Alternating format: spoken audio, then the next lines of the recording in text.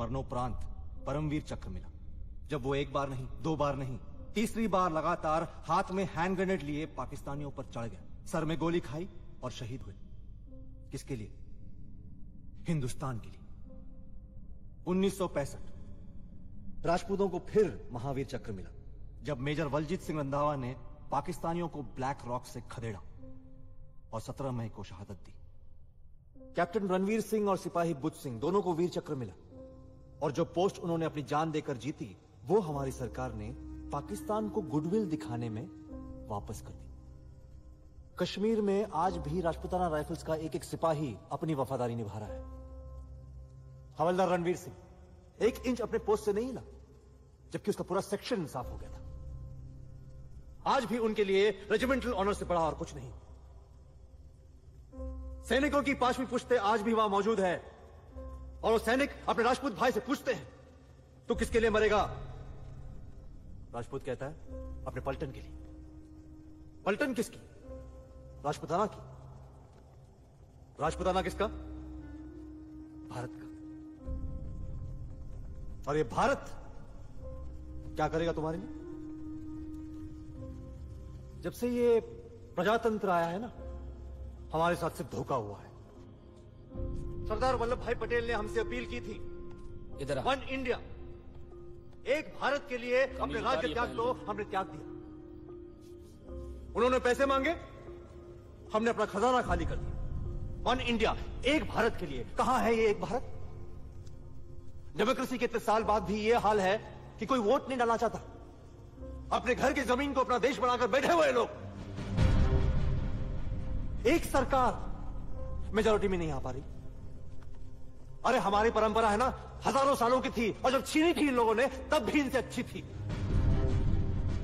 Democracy के नाम पर हमसे पावर छीनकर खुद वो कर रहे हैं जिसका आरोप इन लोगों ने हम पे लगाया था।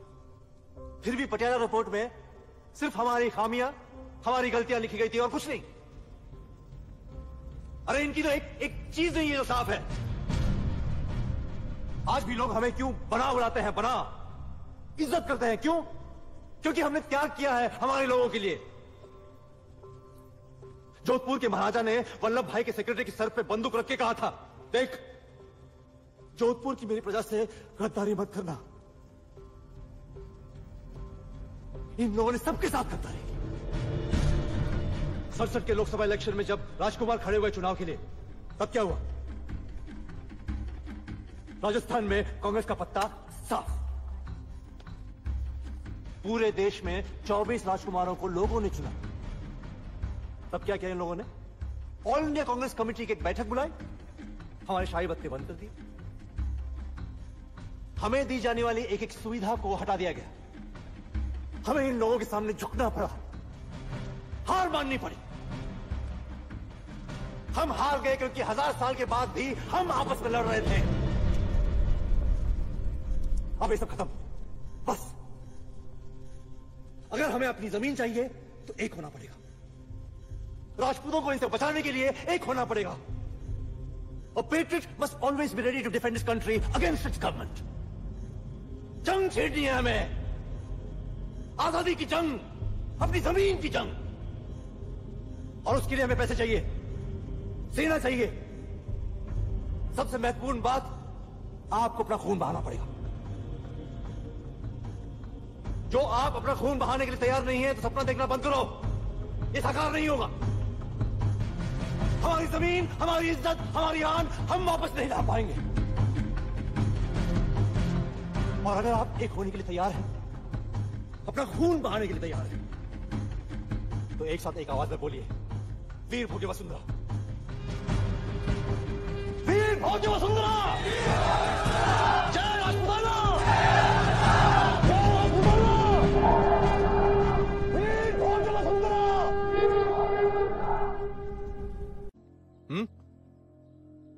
किस कोटे पे जाता हूं, कहां पैसे उड़ाता हूं, कौन सा रागा लाता हूं, देखनी है?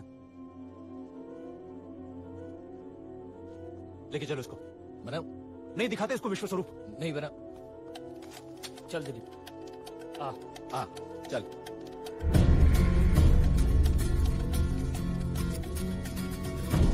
जय राजपूताना।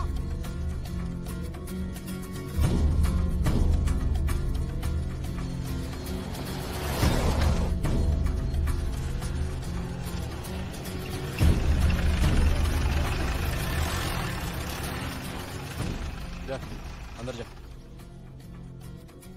अबे जाना बे, इज्जत नहीं लूटेंगे तेरी।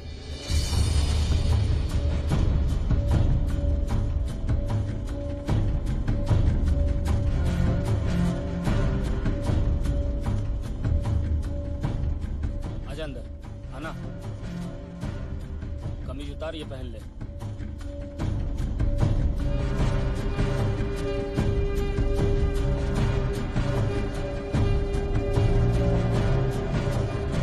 हमारे पास सिर्फ 92 करोड़ की पूंजी है। सेना की गिनती है 1126। वाह, इससे बवंडर तो क्या हवा तक पैदा नहीं कर पाएंगे हम लोग। ऐसे चलता रहा तो गंतव्य तक पहुंचने में 10 साल लग जाएंगे। तब तक हमारी क्रांति दबी रहेगी जमीन में, सुसेफ, सुरक्षित।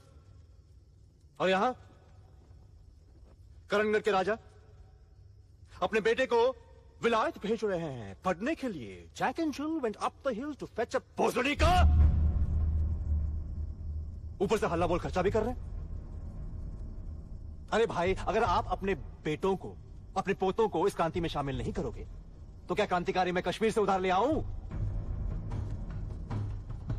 अपने अपने चूतरों पे टिके रहने से क्रांति नहीं आएगी। यहां इकट्ठा होने से क्रांति नहीं आएगी। क्रांति चाहिए ना तो चेहरे पर गुलाल नहीं, खून की लाली मलनी पड़ेगी। अपने खजाने खाली करने पड़ेंगे। असली क्रांति चाहिए तो ये लाल रंग हटाकर असली चेहरे लेकर सामने आओ, वरना बंद करो ये ढोंग। जय राजपुताना।